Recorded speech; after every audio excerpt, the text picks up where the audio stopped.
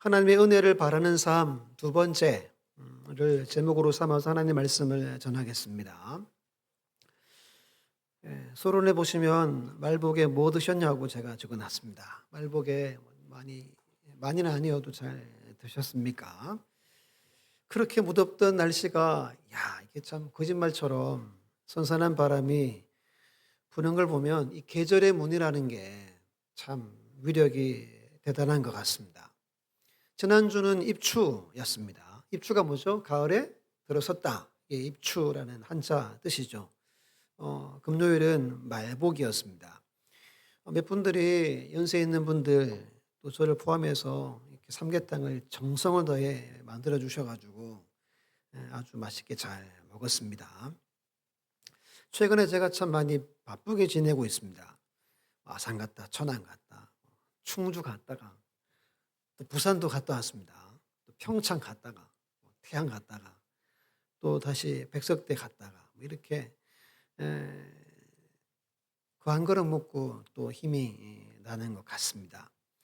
오늘과 내일 또 연휴를 보내실 텐데 오늘 영적으로 충만하시고 또 내일 맛있는 거 드셔가지고 남은 토요일을 모두가 승리하시기를 간절히 바랍니다. 제가 여기 다니면서 두 가지를 깨달았습니다. 평창 가서 한여름에도 이렇게 추울 수가 있구나. 너무 깜짝 놀랐습니다.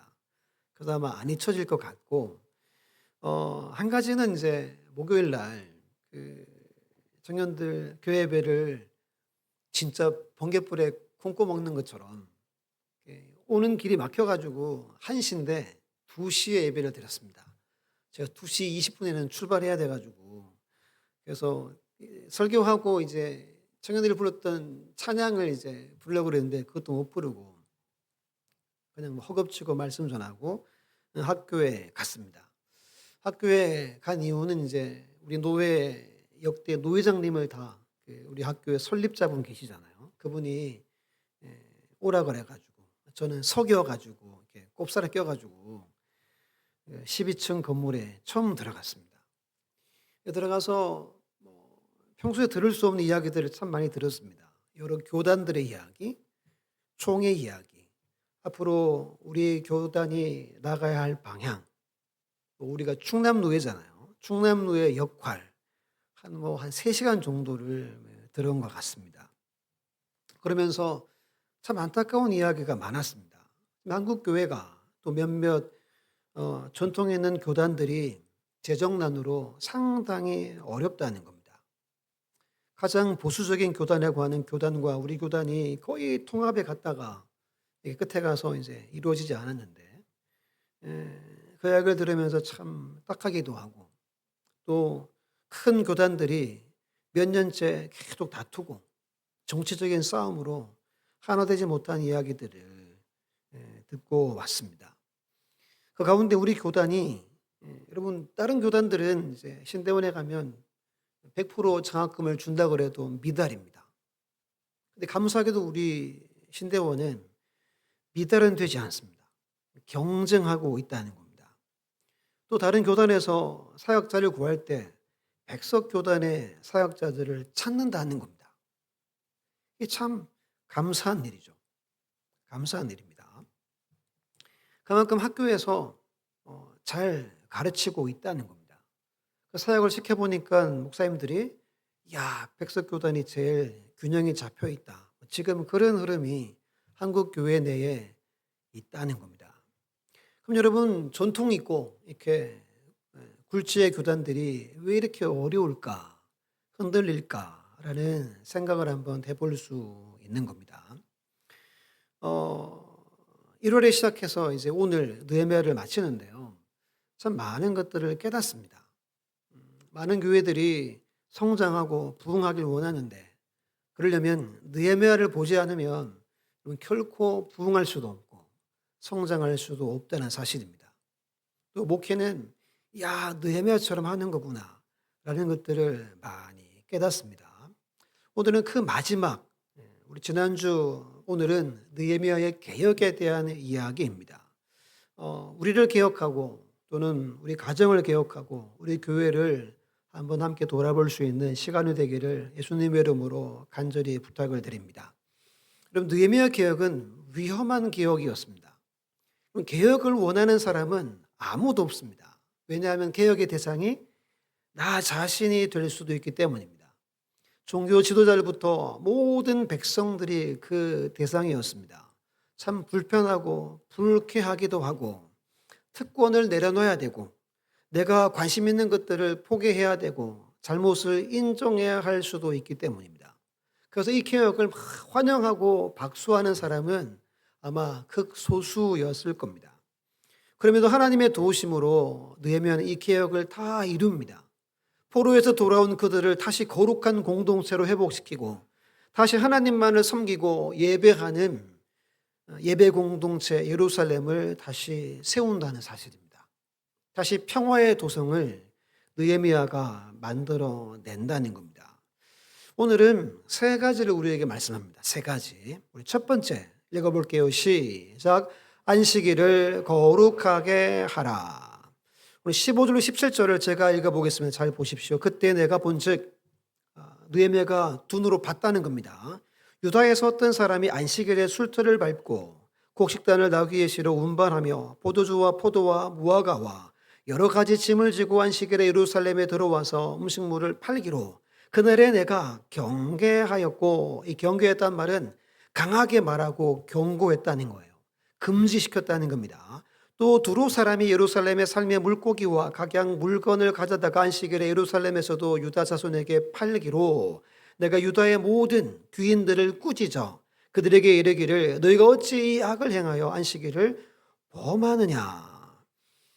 지금 여기 기록된 이것들은 느헤미야가 직접 안식일 날 목격했던 것들이라고 성경은 기록을 합니다. 이렇게 말하죠. 너희가 어찌 이 악을 행하여 안식일을 범하느냐. 안식일을 범하는 것, 안식일 날 물건을 사고 파는 것, 상거래하는 것이 하나님 앞에 악이라고 규정을 하고 있습니다. 17절 끝에 범하느냐, 이 범하다의 뜻이 세속화하다라는 뜻입니다. 안식일은 거룩해야 되는데 안식일이 거룩하지 못하고 세속화되어져 버렸다는 거예요. 그러면 이게 하나님 앞에서는 악한 게 되는 거죠. 하나님은 구약에 많은 말씀을 통하여서 안식일을 거룩히 지키라고 율법으로 계명으로 말씀해 주셨습니다. 우리 신명기 5장 14, 15절을 우리 화면으로 한번 읽어볼게요. 시작. 일곱째 날은 내 하나님 여호와의 안식일인즉 너나 내 아들이나 내 딸이나 내 남종이나 내 여종이나 내 소나 내 나귀나 내 모든 가축이나 내 문 안에 유하는 객이라도 아무 일도 하지 못하게 하고 내 남종이나 내 여종에게 너같이 안식하게 할지니라. 너는 기억하라. 내가 애굽 땅에서 종이 되었더니 내 하나님 여호와가 강한 손과 편팔로 거기서 너를 인도하여 내었나니 그러므로 내 하나님 여호와가 내게 명령하여 안식일을 지키라 하느니라. 아멘. 분명 하나님이 뭐 했대요? 명령했어요. 두 가지 때문입니다. 하나님이 우리를 창조하심을 기억하고 우리를 죄에서 죽음에서 건져주심을 기억하기 위해서 제정한 하나님의 날이라는 겁니다. 그래서 제4계명이 뭐죠? 안식일을 기억하여 거룩하게 지키라 라고 계명에 하나님이 새겨놓은 하나님의 말씀입니다. 그런데 오늘 본문의 상황 보면 유다 백성들이 전혀 안식일을 기억하지 않죠. 가볍다 못해 땅에 떨어져서 밟혀지고 있는 상황이라는 겁니다. 이렇게 된 상황의 이유는 우리 지난주 살펴본 것처럼 예배가 제사가 무너진 것도 있습니다. 근데 이미 이 땅에 살고 있는 이방인들과 섞여서 살았던 그 지난 오랜 세월 때문이었습니다. 그들이 이렇게 물건을 사고 파는 게 안식일을 쉬거나 하지 않고 늘 경제가 움직였기 때문입니다. 두로 사람이 물고기를 가져오는 날이 안식일이었다는 겁니다. 그날에 노동하고 상거래하는 게 이제 관행처럼 되어져 버렸다는 겁니다. 그럼 여러분 왜 느헤미야가 이렇게까지 예민하게 구느냐에 있습니다. 우리 18절을 우리 형제들 읽어볼게요. 18절 시작. 너희 조상들이 이같이 행하지 아니하느냐? 그래서 우리 하나님이 이 모든 재앙을 우리와 이 성읍에 내린 것이 아니냐? 그럼에도 불구하고 너희가 안식일을 범하여 진노가 이스라엘에게 더욱 심하게 임하도록 하는도다 하고. 이스라엘이 멸망했잖아요. 지금 회복하고 있는데 그 멸망의 원인이 뭐래요? 안식일을 지키지 못해서라고 말합니다. 우리 예레미야 17장 찾아볼게요. 주보면 제가 3번을 찾아봐야 되는데 찾아볼 수 없는 것 같고 이것만 한번 찾아볼게요. 우리 구약성경 1078페이지입니다. 예레미야 17장 19절에서 27절입니다. 19절로 27절 제가 한번 천천히 읽어볼게요. 잘 보십시오. 여호와께서 내게 이와 같이 말씀하시되 너는 가서 유다 왕들이 출입하는 평민의 문과 예루살렘 모든 문에 서서 우리에게 이르기를 이 문으로 들어오는 유다 왕들과 유다 모든 백성과 예루살렘 모든 주민인 너희는 여호와의 말씀을 들을지어다. 여호와께서 이와 같이 말씀하시되 너는 스스로 삼가서 안식일에 짐을 지고 예루살렘 문으로 들어오지 말며 안식일에 너희 집에서 짐을 내지 말며 어떠한 일이라도 하지 말고 내가 너희 조상들에게 명령함 같이 안식일을 거룩히 할지어다. 그들은 순종하지 아니하며 귀를 기울이지 아니하며 그 목을 곧게 하여 듣지 아니하며 교훈을 받지 아니하였느니라. 여호와의 말씀이니라. 너희가 만일 삼가 나를 순종하여 안식일에 짐을 지고 이 성으로 들어오지 아니하며 안식일을 거룩히 하여 어떤 일이라도 하지 아니하면 그 다음 중요하겠죠. 다윗의 왕위에 앉아있는 왕들과 고관들이 병거와 말을 타고 이 성문으로 들어오되 그들과 유다 모든 백성과 예루살렘 주민이 함께 그리할 것이요 이 성은 어떻게 된대요? 영원히 있을 것이며 사람들이 유다 성읍들과 예루살렘에 둘린 곳들과 베냐민 땅과 평지와 산지와 네겝으로부터 와서 번제와 희생과 소제와 유향과 감사제물을 여호와의 성전에 가져오려니와. 이런 하나님의 복이 있다는 겁니다. 영원한 복을 준다는 거죠. 이방 사람들이 와서 제사하고 회복되고 구원받는 일들이 있다는 겁니다. 그러나 만일 너희가 나를 순종하지 아니하고 안식일을 거룩하게 아니하여 안식일에 짐을 지고 예루살렘으로 들어오면 내가 성문에 불을 놓아 예루살렘 궁전을 삼키게 하리니. 같이 읽을게요. 시작. 그 불이 꺼지지 아니하리라 하셨다 할지니라 하시니라. 아멘. 예레미야서나 에스겔 등에서 안식일을 거룩히 지키라고 참 많이 선포합니다. 그 이유가 여러분 분명하죠. 너무 분명합니다. 안식일을 지키면 하나님이 다윗의 왕위처럼 세우시겠다는 겁니다. 이게 영원할 것을 하나님은 약속해 놓으셨습니다. 근데 그렇지 않으면 하나님이 불을 놓아서 그 화려한 궁전을 다 삼키는 것처럼 꺼지지 않는 영원한 불을 의미하는 거죠. 근데 오늘 본문의 유다 백성들이 그 과거가 있음에도 자기의 부모들과 선조들이 안식일을 지키지 못해 멸망했음에도 다시 이방인과 섞여서 생활의 중심에 세상과 물질이 중심이 되어서 지금 그렇게 살아가고 있다는 것을 우리에게 말해주고 있습니다. 하나님은 왜 이토록 진노하실까요? 왜 이토록 막 불 질러가지고 야, 불 안 꺼지게 할 거야. 니들 잘 들어. 내 말이다. 이렇게 하시는 걸까요? 하나님은 여러분, 저나 여러분들이 하나님과 함께 안식하기를 가장 원하시기 때문입니다. 그 안식일 날 감사하고 찬양 올려드리기를 하나님이 원하시기 때문입니다. 영적으로 육적으로 쉼과 안식을 함께 누리기를 하나님이 가장 사모하시기 때문입니다. 근데 노동에 속박되어 자유를 잃어버리고 허겁지겁 살아가는 안타까운 백성들에게 하나님이 깨닫게 하기 위해 이렇게 어마무시한 일들을 행하셨고 어쩌면 앞으로도 하나님은 저나 여러분들을 깨우치기 위해 이 일들을 충분히 할 수 있다라고 저는 믿습니다. 여러분 안 믿어도 저는 믿습니다.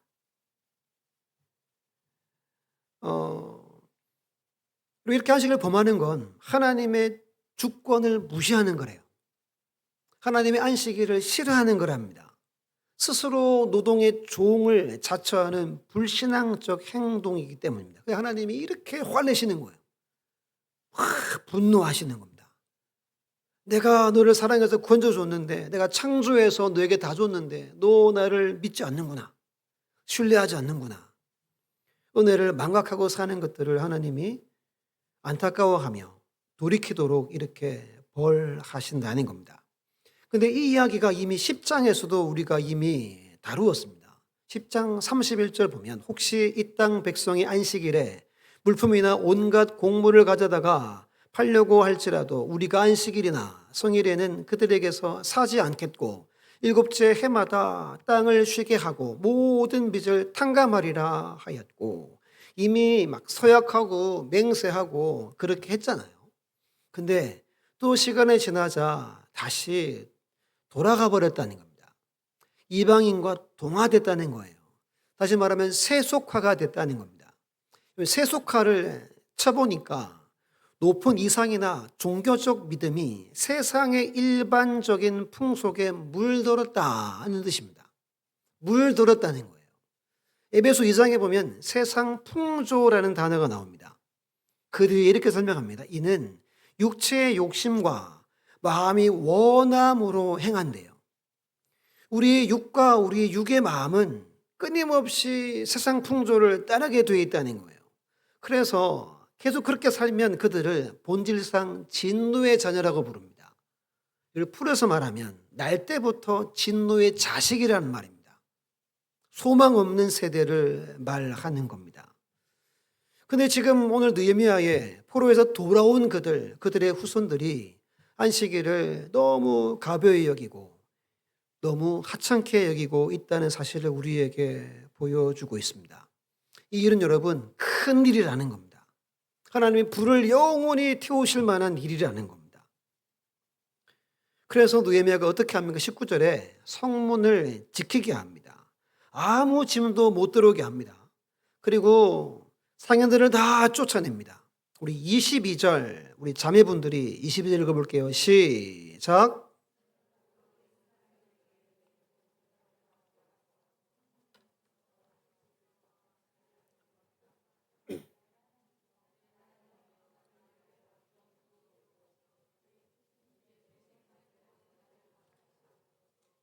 아멘.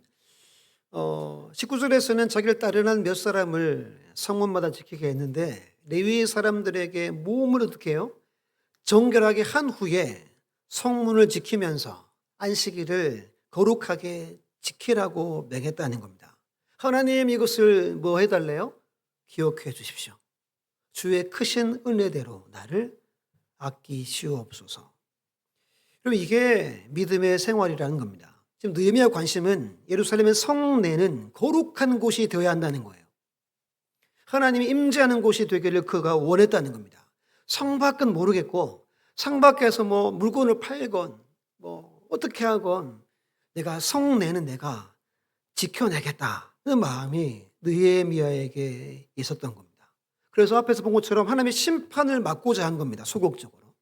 적극적으로 영원히 하나님의 은혜와 하나님의 평강과 하나님의 복이 임하는 예루살렘이 되기를 그가 원했기 때문입니다. 여러분 안식일은 단순히 일을 하지 않는 날이 아닙니다. 하나님이 나를 창조하셨고 나를 구원하심을 기억하고 내가 누구에게 속한 백성인지를 확인하는 날입니다. 교회에 주일날 와서 문을 열고 들어와서 함께 찬양하면서 그 찬양의 고백을 올려드리고 내가 누구를 믿고 신뢰하고 의지하는지를 보여주는 날이 안식일, 오늘로는 주일날이 되는 겁니다. 오늘 본문의 이들은 하나님을 신뢰하지 않았습니다. 말씀에 순종하지 않은 겁니다. 그래서 이렇게 느헤미야가 난리를 치고 있는 겁니다. 오늘 현대 사회는 여러분 경제적 이익과 물질 문화가 핵심이죠. 이게 여러분 인생에 어쩌면 상당히 많은 부분을 차지할 수 있습니다. 그래서 이렇게 안식을 지키고 주일을 지키는 것이 어쩌면 힘든 분들도 있습니다. 하지만 이 문제는 신앙의 문제일 수 있다는 겁니다. 함께 이 시간을 기억하고 공동체적으로 함께 모여 예배하고 아버지의 말씀을 듣고 성도의 교제를 누리며 하루 온종일 안식과 샬롬을 누리는 날이 되어야 한다는 겁니다. 그래서 여러분 신앙이 무너지는 그 첫걸음이 예배를 가볍게 여기는 데서 있습니다. 예배를 가볍게 여기다 보면 언젠가 보면 우리의 신앙이 약해져 있고 우리의 신앙이 무너져 있음을 보게 될 겁니다. 그래서 하나님이 이 안식일을 기억하여 거룩히 지키라고 말씀하고 계신 겁니다. 여러분 세속화가 뭐냐 하면 하나님이 없이 일상을 사는 것을 말합니다. 찔리는 분들이 많이 계실 겁니다. 올해부터 회사 생활하고 일터에서 살아갈 때 하나님 없이 살 때가 우리가 종종 있잖아요. 세속화가 다른 게 아니라 하나님 없이 일상을 살아가는 것을 말합니다. 지금 이사야를 보고 있는데 26장에 보면 3절로 7절을 제가 읽어볼게요. 하나님 백성의 네 가지 삶의 열매입니다. 3절에 주께서 심지가 견고한 자를 평강하고 평강하도록 지키시리니 이는 그가 주를 뭐 했어요? 신뢰하면이다. 신뢰하는 자에게 하나님 뭘 준대요? 평강과 평강을 곱백으로 준다는 겁니다. 이게 첫 번째. 두 번째는 4절에 너희는 여호와를 영원히 뭐 하래요? 신뢰하라. 주 여호와는 영원한 뭐가 되십니까? 우리의 반석이시기 때문입니다. 이 두 번째입니다. 세 번째는 5절과 6절 보면 높은 데에 거주하는 자는 낮추시며 솟은 성을 헐어 땅에 엎으시되 진토에 미치게 하셨도다. 발이 그것을 밟으리니 곧 빈궁한 자의 발과 곰핍한 자의 걸음이로다. 여기 빈궁하고 곰핍한 자는 세상에서 의지할 사람이 아무도 없는 사람을 말합니다. 하나님만 바라보고 날마다 우는 사람을 말합니다. 절대로 부끄러움 당하지 않도록 그 높은 데에 거부하는 자를 다 꺾으시고 그들을 뭐 한대요? 밝게 해주겠다는 겁니다. 이게 세 번째입니다. 마지막 7절에 네 번째는 의인의 길은 정직하며 정직하신 주께서 의인의 첩경을 어떻게 하시죠? 평탄케 하신다라고 말합니다. 정직은 바르다, 곧다, 공의를 뜻합니다. 오늘날 정직하면 바보라고 합니다. 정직하면 손해본다고 합니다. 근데 하나님은 정직한 자를 의인 삼으시고 평탄케 하신다는 거예요. 이 정리하면 한 가지입니다. 하나님만 의지하고 신뢰하는 삶을 말합니다. 일상에서 늘 언제나 항상 하나님을 기억하고 동행하는 사람을 구원받은 자, 의로운 자, 하나님 백성이라고 말씀하는 겁니다. 그리고 하나님의 창조와 구원을 기억하며 날마다 함께 모여 예배하고 섬기는 여러분들 되시기를 예수님의 이름으로 축원합니다. 두 번째 함께 했습니다. 시작. 가정을 거룩하게 하라. 오늘 본문 23절로 25절을 제가 읽습니다. 그때 내가 또 본즉 또 봤어요. 유다 사람이 아스돗과 암몬과 모압 여인을 맞아 아내로 삼았는데 그들의 자녀가 아스돗 방언을 절반쯤 하여도 그 다음 문제입니다. 유다 방언, 유다 말, 언어는 못하니 그 하는 말이 각 족속의 방언이므로 내가 그들을 책망하고 저주하며 그들 중에 몇 사람을 때리고 그들의 머리털을 뽑고 이르되 너희는 너희 딸들을 그들의 아들들에게 주지 말고 너희 아들들이나 너희의 위를 위하여 그들의 딸을 데려오지 아니하겠다고 하나님을 가르쳐 말해요. 맹세하라 라고 선포합니다. 유다는 서쪽에는 아스돗, 동쪽에는 암몬과 모압이 있었습니다. 성전이 세워지고 성벽이 세워지기 전에 그들과 같이 살았죠. 그러다가 지금 경계가 겨우 생긴 겁니다.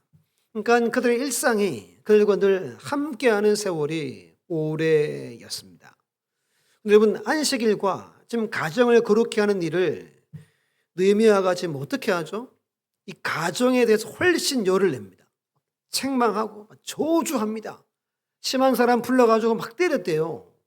머리털을 어떻게 돼요? 다 뽑아버렸답니다. 그리고 무릎 꿇게 해가지고 맹세해 이렇게 했다는 겁니다. 자, 이런 생각이 들었습니다. 제가 만약에 이렇게 한다면 우리 부모들도 상처받았다고 하겠죠. 자녀들은 나 교회 안 간다고 하겠죠. 그렇게 못하지만 이 정도의 강도로는 설교는 해야 되는 거 아닌가라는 생각이 좀 들었습니다. 청년 둘째 날 이제 저녁에 장모님이랑 몇 분 오셔가지고 같이 예배를 드렸잖아요. 그분이 주일날 설교를 1시간 이상 한대요. 제가 좀 길게 하는데 나는 그렇게 길지 않구나. 뭐 이런 생각을 좀 했습니다. 이분도 말씀만 하시더라고요. 설교가 좋았습니다. 그래서 그래 저렇게 가감 없이 본인은 가감 없이 설교한대요. 자기는 많이 보이는 거 뭐 신경 안 쓰고 그냥 성경 말씀대로 설교를 하신대요. 나를 들으라고 하시는 말씀인가 싶기도 하고 그런 생각했습니다. 그래서 강단에서만큼은 이렇게 외쳐야 되는 거 아닌가 라는 생각을 잠깐 설교를 준비하다가 해봤습니다. 내려가면 또 제가 이제 그렇게 안 하죠. 그런 성질도 못 되지만 이 강단에서는 이렇게 외쳐야 한다는 생각을 좀 많이 했습니다. 어떠십니까? 여러분 이렇게 가정을 중요하게 여기는 이유가 뭐냐 하면 믿음의 공동체는 가정에서부터 시작되기 때문입니다. 여러분 우리 교회 공동체가 출발이 가정이기 때문이래요. 이게 여러분 진짜 중요한 거죠. 만약 가정이 거룩하지 못하고 여러분들의 가정이 말씀 위에 서 있지 않고 여러분 가정이 기도 위에 서 있지 않으면 그게 교회까지 영향이 가는 겁니다. 지금 몇몇 교단들이 어렵습니다. 신학교 학생들이 모집이 되지 않습니다. 계속 매년 적자가 늘어가지고 계속 빚내가지고 채우다가 이게 지금 이제 갚을 길이 없게 된 교단들이 지금 한 2개가 있대요. 잘못되면 어떻게 되죠? 넘어가는 겁니다. 그럼 누가 살까요? 이단들이 사죠. 이단들이 100% 삽니다. 이미 그런 학교들이 지금 이미 몇 군데 이미 있습니다. 김천에 있는데 또 저기 있는데 이미 여러분 기독교 정신으로 세워진 학교들이 이단들이 한 2-3개를 이미 샀습니다. 돈이 많으니까 걔네들이. 근데 이 출발이 가정에서부터라는 겁니다. 가정이 약해지고 믿음이 영적 힘을 잃게 되고 무너지면 결국 우리 교회 공동체 나라까지 위태할 수 있는 겁니다. 지금 끊임없이 차별금지법이나 등등을 추진하는 분들은 그 뒤에는 악한 영들이 있는 겁니다. 가정 무너뜨리면 교회가 무너지기 때문입니다. 여러분들은 몰라도 그 사람들은 아는 겁니다. 끊임없이 법안을 올리는 겁니다. 좀 기도를 많이 하셔야 됩니다. 만약에 이게 통과되면 교회는 반드시 무너지게 되어 있습니다. 설교를 못하니까. 지금도 설교를 마음껏 못하게 이미 됐죠. 제가 만약에 그런 소리 하면 신고 들어갈 수 있습니다. 이미 여러분 우리나라가 그런 나라가 되어져 버렸습니다. 오늘 본문의 느헤미야는 가장 유명한 왕 솔로몬을 예로 듭니다. 말씀 26절 보십시오. 또 이르시기를 옛적에 이스라엘 왕 솔로몬이 이 일로 범죄하지 아니하느냐. 그는 많은 나라 중에 비길 왕이 없이 하나님의 사랑을 입은 자라. 하나님이 그를 왕으로 삼아 온 이스라엘을 다스리게 하셨으나 이방 여인이 그를 범죄하게 하였다라고 말합니다. 여러분 한번 밑줄 꺼보십시오. 하나님의 사랑을 입은 자였습니다. 이게 무슨 말이냐 하면 하나님이 그를 사랑을 마음껏 부어주셨는데 하나님이 그를 버렸다는 뜻입니다. 지금 여러분들이 은혜를 누리고 하나님의 사랑을 입는다 해도 여러분들이 말씀에 벗어나면 하나님이 버릴 수 있다는 메시지가 26절의 이야기입니다. 그래도 범죄 26, 27절에 3번이나 느헤미야가 온 백성을 향하여서 외치고 있는 겁니다. 우리 27절을 우리 청년이야 우리 중고등부 자녀들이 한번 읽어볼까요? 27절 시작.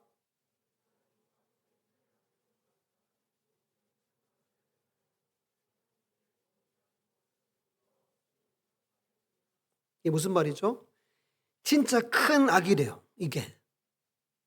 이방 여인과 결혼해서 가정 이루는 게 엄청난 악이라고 말합니다. 용납할 수 없는 일이래요. 그래서 느헤미야가 이렇게 분노하고 열을 내는 겁니다. 우리 청년들, 이 학생들 한번 따라합니다. 잘 따라해 보세요. 내 인생에서. 성가대에서 누가 했습니까? 하시면 안 됩니다. 네, 이미 했으니까 결혼을. 자, 내 인생에서 크게 내 인생에서 결혼이 가장 중요하다. 형준이가 거기서 막 뛰는데 야, 군인 정신으로 뛰더라고요. 거기를 그냥 이렇게 접수해 버렸습니다. 그리고 인생에서 가장 중요한 건 결혼입니다. 이보다 중요한 건 없습니다. 보십시오. 막 머리끄댕이를 느헤미야가 막 뽑아버리고 이렇게 분노할 만큼의 일이라는 겁니다. 열왕기상을 찾아보진 않겠지만 꼭 읽어보십시오. 잘하는 이야기입니다. 아내를 700명, 첩을 300명, 후궁을 그렇게 1000명이나 한 이유가 뭐죠? 정략 결혼을 한 거잖아요. 늙어가지고 약해지니까 마음이 돌아서가지고 우상을 섬겼다는 이야기가 열왕기 11장 1절로 8절 이야기입니다. 솔로몬은 결국 가정을 지키지 못했습니다. 그 결과가 나라가 두동강이 나고 점점 쇠퇴해서 나라가 멸망한 그 시작점이 솔로몬이라는 겁니다. 솔로몬.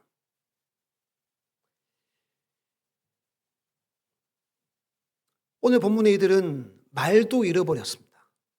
정체성을 잃어버렸다는 겁니다. 만약에 여러분들 자녀들이 저 시커먼 우리 자녀들이 이 말씀 따라 살지 않고 자기 멋대로 산다면 어떻게 될까요? 좀 더 지나면 이제 어떻게 못합니다. 이제 여러분 뜻대로 안 됩니다. 지금부터 기도를 참 많이 하셔야 됩니다. 기도를 무지 하셔야 됩니다. 믿음이 약하거나 믿음이 없거나 불안하면 뭐밖에 없어요? 잔소리는 하지 말아야 됩니다. 기도하는 겁니다. 아버지께 나와서 기도하고 또 기도하고 또 기도하고 또 기도하는 겁니다. 그럼 가정은, 결혼은 행복을 위해서 하는 게 아니라 그랬죠. 어떤 조건을 맞춰가지고 도역하기 위해 하는 것도 아닙니다. 개인의 선택, 자유도 아닙니다. 결혼은 사명을 위해서 하는 거라고 제가 설교했죠. 안 믿을 수 있지만 결혼 여러분 사명을 위해 하는 겁니다. 청들 잘 들어봐요. 이번에 가서 은혜를 받고 왔습니다. 울면서 기도하고 우리가 같이 기도해 줬습니다. 그러면 하나님의 뜻을 발견하고 왔죠. 이걸 이루어야 됩니다. 근데 내가 좋아하는 여인이 교회를 안 다니고 믿음이 없고 나는 사랑하는데 그럼 뭘 택하겠어요? 그 여인이 오케이 했어. 내가 너를 받아줄게. 그럼 어떻게 하겠어요? 이 쉬운 문제가 아닌 겁니다. 사명을 잃어버린 커플들이 많습니다, 여러분. 총각 때, 처녀 때 그렇게 기도하고 결혼하고 교회를 잊어버린 커플들이 엄청나게 많습니다. 그래서 우리 조상들도 결혼은 뭐라 그러죠? 일륜지 대사입니다. 가장 크고 중요한 일이 결혼이라고 말합니다. 우리 28절을 함께 읽습니다. 28절 시작.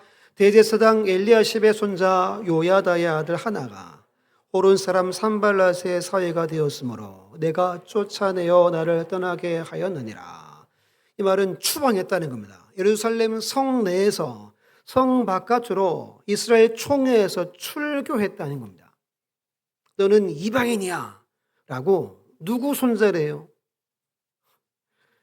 엄청나게 센 사람의 손자입니다. 이거 쉬운 일 아닙니다.